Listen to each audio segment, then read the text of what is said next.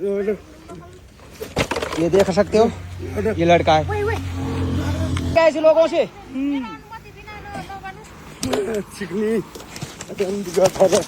ठुक्क मुजी जाँठा अलिकता लाज छ कि छैन, अलिकता शरम छ कि छैन? तेरो घरमा आएको पाहुनालाई पनि के तैँले यस्तै हाँस्छस् मार्छस्? तेरो घरमा आएको पाहुनालाई पनि तैँले यस्तै यस्तै सम्मान दिन्छस् मुजी? काम छैन त मुजी, यति ठुलो भएर तेरो दिमागमा गोबर बलेर चाहिँ गोबर त मुजी एउटा गुहे किरो होस् कि गुहे किरो होस् त मुजी, बुझिस् कि नै?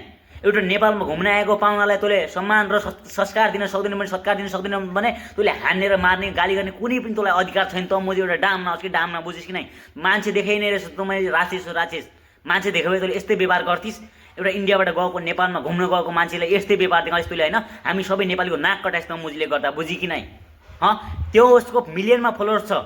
मान्छेले, इन्डियाको मान्छेले के सोच्यो कि नेपालको पब्लिक कस्तो छ भने के सोच्यो भन् त आफै भन् त। यति ठुलो भएर त मुजी एउटा गोबर खाएको छ, गोबर बुझ्ने, गोबरमा बस्ने एउटा गुहिरहेको छ कि त मुजी, गटरको नाला जस्तो मुजी, बुझि कि नै? यति त अलि तेरो दिमागमा हुनु पर्ने नि, अलि बाहिरबाट आएको मान्छेलाई जस्तो पनि अलि राम्रो व्यवहारले, राम्रो बोलीले यसो पेसाम भन्ने तँलाई केही भएन होइन? तर उल्टी गाली गरिस्, उल्टै रिसाइस् होइन त मुजीले? उसको ब्याक साइड छिनपान गरिस् होइन?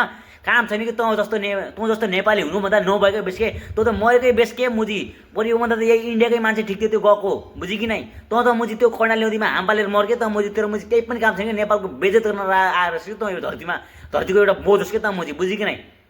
इन्डियाको मान्छेले नेपालको बारेमा कति चर्चा गर्छ थाहा छैन? नेपालको मान्छे यस्तो, नेपालको खाना यस्तो, यति राम्रो यस्तो भन्छ।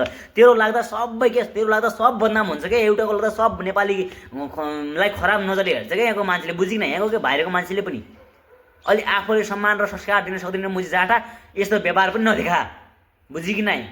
आइन्दादेखि यस्ता भिडियो बनाउनुभन्दा राम्रो सोचेर नेपाल प्रहरी र नेपाल सरकारको कानुन कहाँ छ अहिले यहाँ ध्यान एक्सटरमा जाओस् र नेपालमा आएको टुरिस्टहरूलाई यस्तो गर्ने व्यवहारलाई तुरुन्त लिएर जेलमा कोच्याल्नुपर्छ यस्ता मुजी जाँठाहरूलाई, काम नपाएका र लाज नपाएकाहरूलाई।